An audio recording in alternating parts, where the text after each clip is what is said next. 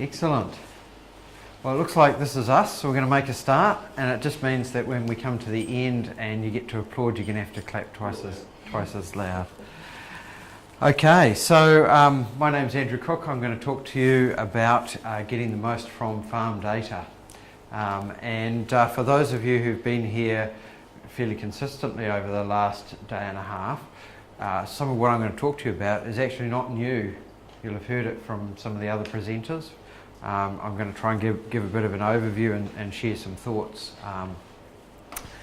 I guess I'll start by telling you a little bit about me and where I'm from, and I'll use these buttons here instead of the clicker. I'm the Managing Director of Rezare Systems, and Rezare is, we call ourselves an agricultural software company. We started the company just over 12 years ago, and a group of us who were experienced in building technology for the farming sector.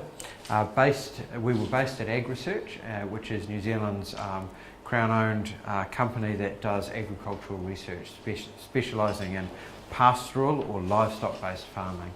And we were building tools and decision support programs for people in the sector, and we thought actually we could do this ourselves, so we started Rezare.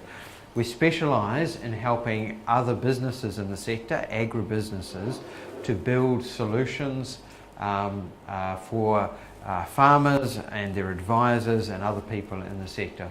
Often we're building products, and what we're trying to do particularly is embed our expertise in science and in farm data into those products. So where people want something that's a bit special, we're the people that they come to.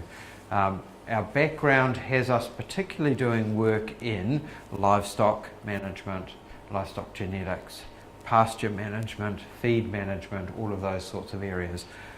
But to be frank, over the last 12 years, we've worked a lot more widely as well. So there's quite a range of things. And we operate in New Zealand, but also in Australia and the United Kingdom. I want to pose you a question, and there's not a huge crowd here, so you might have to sort of put your thinking caps on. And that is this: can information and technology, because we're part of Tech Week 2017 here, can information and technology actually help to clean up our rivers? Can it reduce the carbon emissions from our food and our food supply chains?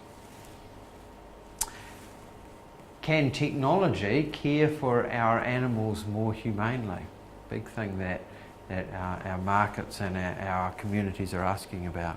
Can it improve the nutritional value of our food? Can it make our food taste better?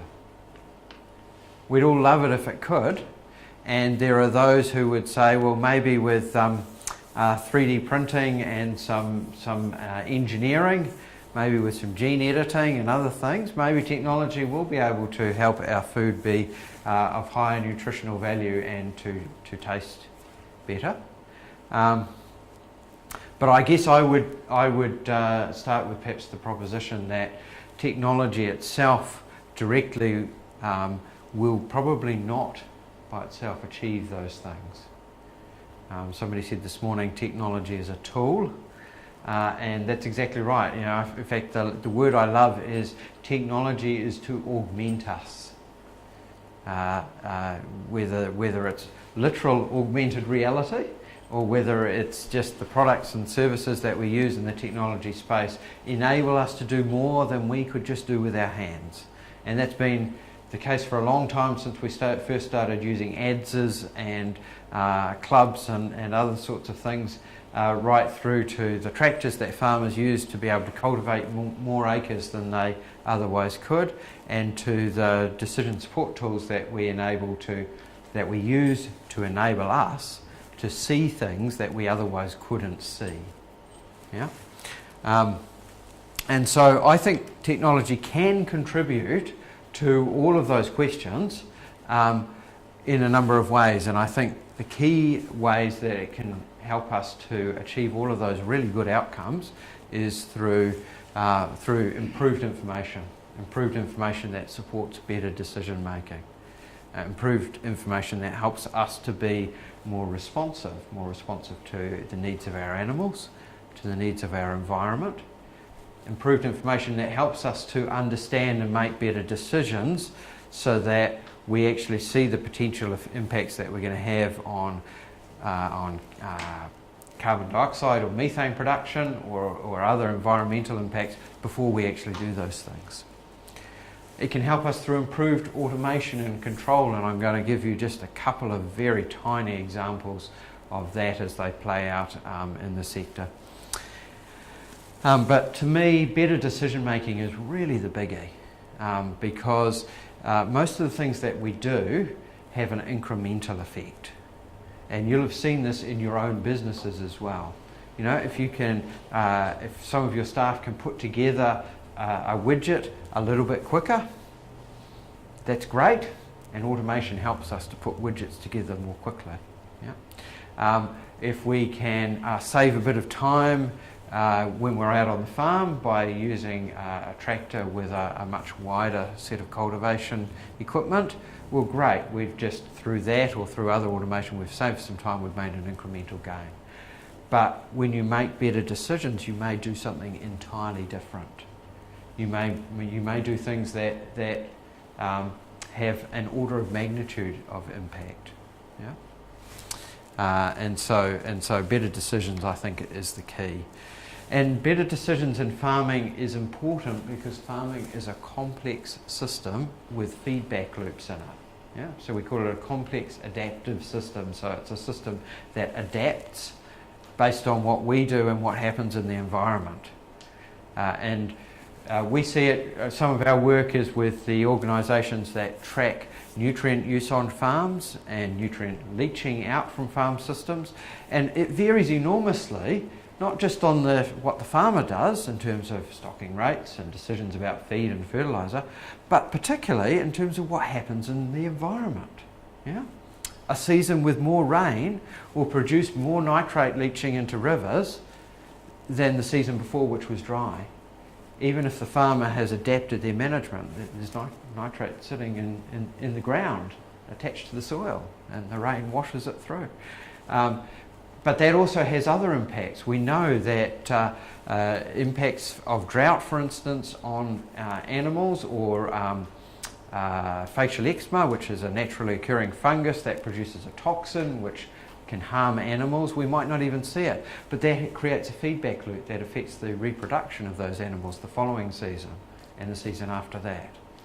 And so it's a complex adaptive system in farming.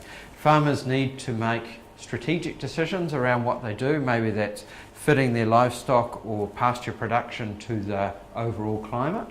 And maybe there's tactical decisions as well, which is, hey, it's getting really dry much earlier than I expected, what am I going to do?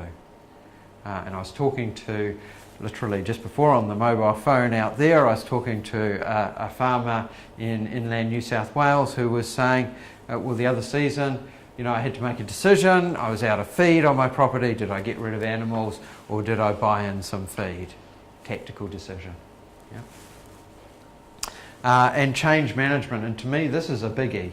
You know, we see this all the time. If you're in larger corporations, there's always a change management activity going on. You're always looking for the opportunities in the business, and we know that change management in large organisations is really hard. You have to bring people with you. Guess what? Change management in small organisations, particularly family-based organisations, is also hard. You have to bring the family with you. Sometimes there's years of tradition. And so change management and how that applies to the decisions we make about our farming systems is also hard. So if you're going to do that, you better actually have jolly good information and real confidence in what you're going to do. Anyway, I said I'd talk about the use of data on farm, and to me, there are effectively three things. We need to look at making better use of the data that we have. We need to look at using data for automation, and the other side, collecting data in a more automatic way that lowers the cost of data collection, which is again something that somebody else said, Rob Ford said this morning. And the third thing we need to do is we need to be able to fill in the gaps and get the big picture. So I'm just going to quickly touch on each of those.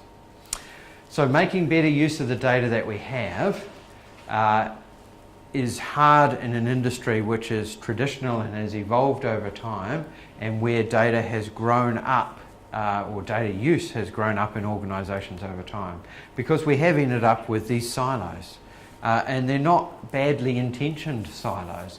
They solved a specific purpose at a specific point in time. We said as an industry we want to get better at recording our livestock genetics, and so we created an industry solution to do that, and that's fabulous. But now information about animals that is used for livestock genetics may be in that silo, which is fantastic, except if you need to use it for other purposes that are unrelated. We said the same things about information that's used for nutrient management and information that's used for planning our fertiliser regimes, and that's in silos. And in New Zealand we do that probably in a world-leading fashion. I can't think of many other countries that I've been to that actually have got better systems at a multi-farm level for making decisions around nutrients and fertilisers. Fantastic. But also the corollary of that is all of that data is also kind of trapped, kind of locked up in those silos. And so again, if we think that we can use that for other unrelated purposes, we need to think about how we can open that up. But open it up doesn't mean wholesale. All of a sudden that data that somebody's paid a lot to collect now is freely available for everyone. Neither does it mean that data that farmers know is about them and their business is suddenly open slather and anyone on the internet can go and download it. You want to know if your farm down the road complies with their resource consents, go and browse their data. No farmer's going to want to sort of open that right up, at least without some appropriate controls. So there is this balance of control of data and privacy. If I've invested in building the data set, do I want my competitors to be able to get that at no cost? If I'm a farmer, do I want data that's about me and my business to be generally available? So that's one of the barriers to sharing data. Another one is much more simple, and we should be able to overcome it in this day and age: proprietary data formats versus open data formats. And it's not even necessarily, again, deliberate.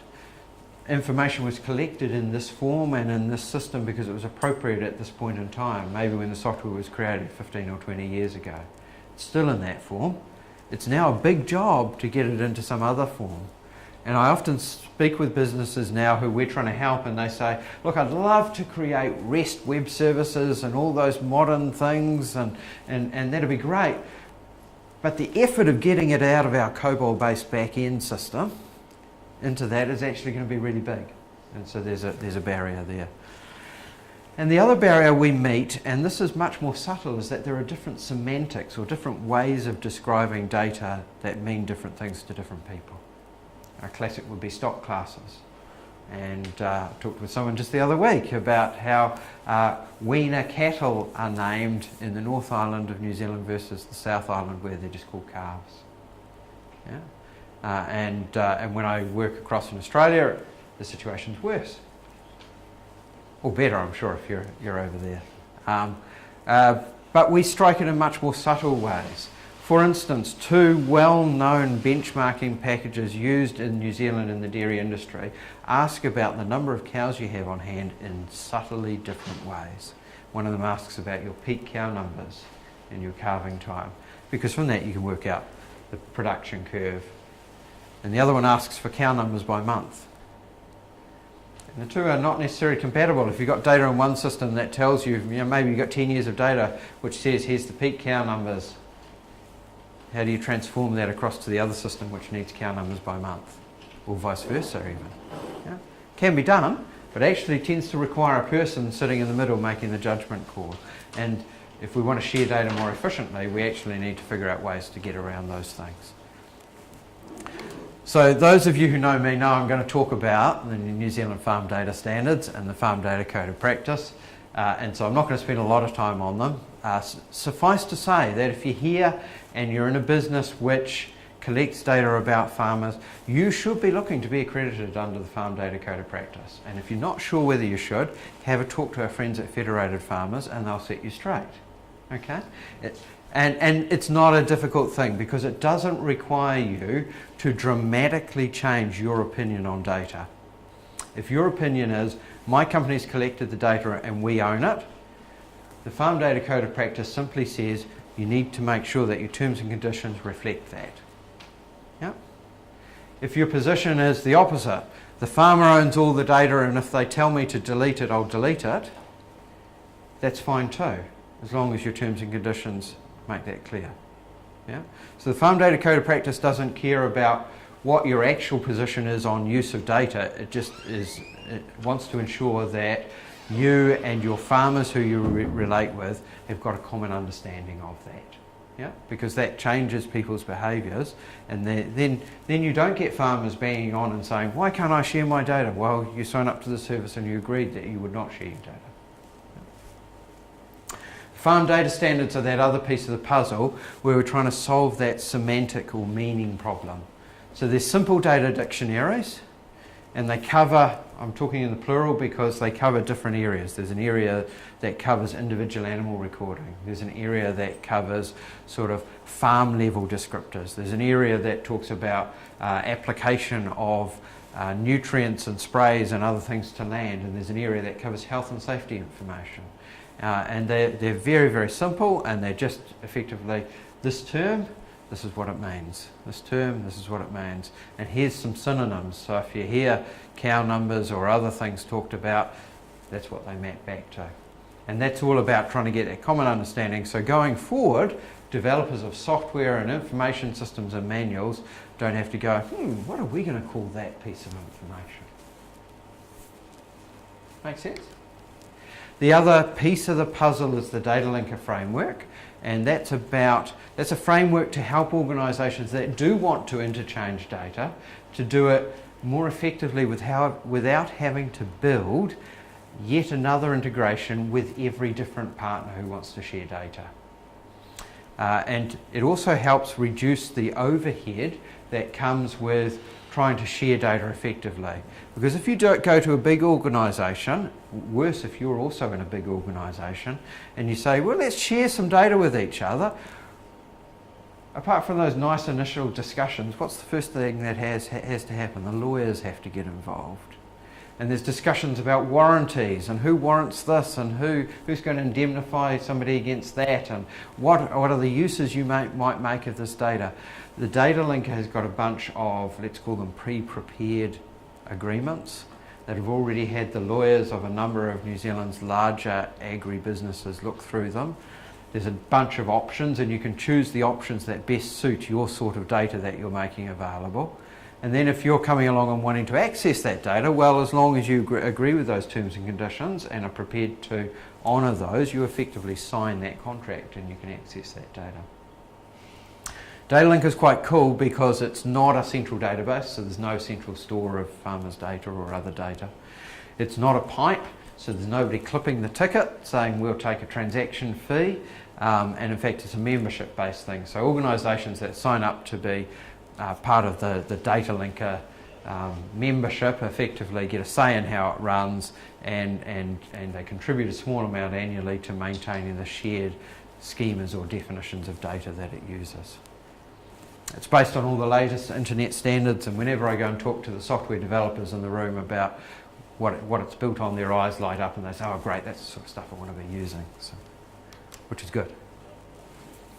So okay, if making better use of the data that we've already got is a key part, two other things that I think are important, and one is automating data collection. And the exciting thing is we've already had some speakers today and no doubt through the rest of the Tech Week activities as well, talk about the use of sensors, the use of wireless networks, the use of various ways of getting information off farm or from one device on farm to another. And if we're going to make good use of data for decision making, we're going to need to do that far more effectively. The days of sending farmers who are busy out into the world with their notebooks to collect data and come home in the evenings and type it into a computer are gone. That only ever worked with the 5% of farmers who loved numbers and collecting data anyway, and so it's not going to give us an industry transformation. So we need to be able to sense data remotely. It's way easier to do that than it is to teach people to go and collect that data and keep them doing that job. But there's a couple of issues we need to think about. Reliability is critical. I've been part of development of hardware and software products in the past where reliability was not our number one achievement. And it all worked really well on the test farms where farmers were prepared to go the extra mile and we could drive out and reboot things if need be. But when you go out across thousands of farms across remote areas, reliability is essential. And I shared at our panel discussion earlier that farmers in Australia said to me, well, we're generally prepared to buy stuff that's made in Australia or New Zealand with name brand companies that we recognise because we know that they'll have field staff within a day's flight of us. They can get to us within a day and fix our problem. And so reliability is an essential criteria for farmers who are thinking about taking on this technology. I've jotted there simple to complex. And I think there's a range of sensors, and we get all excited about very simple soil sensors that you stick in and that measure the depth, the moisture that might be in the top 10 centimetres of soil, which by the way is pretty useless for most farming operations. But that's great because that's simple and conceptually simple. We also see highly complex systems that measure body condition score of animals and lots of other things about milk and those sorts of characteristics. Highly complex systems, but they need to be made simple for people who are going to make purchasing decisions and then who are going to implement them and use that data.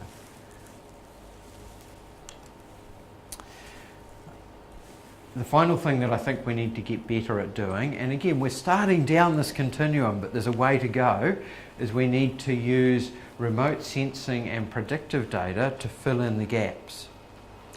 I don't think we can say, hey, I can just use in-field sensors or farmer collected data to make decisions. That might work for simple models. There's a great case of the yield in Australia who are monitoring salinity in inland waters or coastal waters in South Australia. And in those cases, we know that as the salinity drops, because there's fresh water entering, you get to a point at which it's a cut-off point and you can't harvest oysters. And so that's why they're doing that monitoring. Great. Sensors itself can easily directly drive that decision. But for a lot of the decisions we're trying to make on farm, our sensors won't be sufficient. We're going to need to combine them with remote sensing data. We're going to need to know about pasture growth, and we're going to need to know about soils in more detail than we do, and we're going to need to use predictive models to fill in those gaps as well, if we're to really run efficient farm systems and make good decisions. So I'm going to leave it there, and I'd welcome any questions before we wrap up.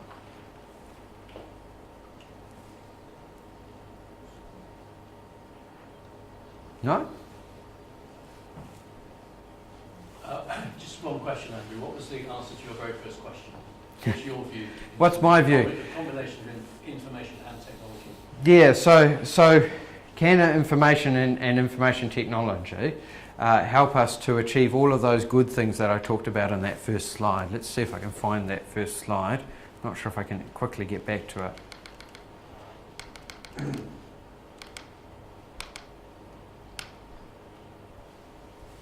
Can it help us with all those sorts of things? I believe it can help. By itself, I don't believe it's an answer. Yeah? So I think we can be optimistic that the end of the world is not here. You know, we can be optimistic that with technology we can address a bunch of these things. But I don't think we can be such optimists that we can say, yeah, they'll just create some technology that will clean up our rivers. I think we have to, as human beings, we need to take responsibility for those things and use our technology to augment us, help increase our reach. So technology will drive behaviour. Hopefully, yeah, we can hope. Well, I think, you know, our observation would be that technology modifies behaviour, or the availability of technology modifies behaviour. I mean, who would have thought a few years back that 1 billion people would use smartphones, which have got processing powers of supercomputers and incredibly connected, to flick through and like little friendly posts made by their friends. Yeah? And so that's a case where technology has actually changed behaviour. And you can go to you be in any public forum and you'll see people's behaviour. It's quite different from what it was a few years ago. So technology, the availability of it changes our behaviour, but I think we and particularly those of us who are developing technologies, and there's a good few of those people here this week, we need to make the decisions around how we design that technology to get the right behaviours. Yeah. Cool. Thank you very much.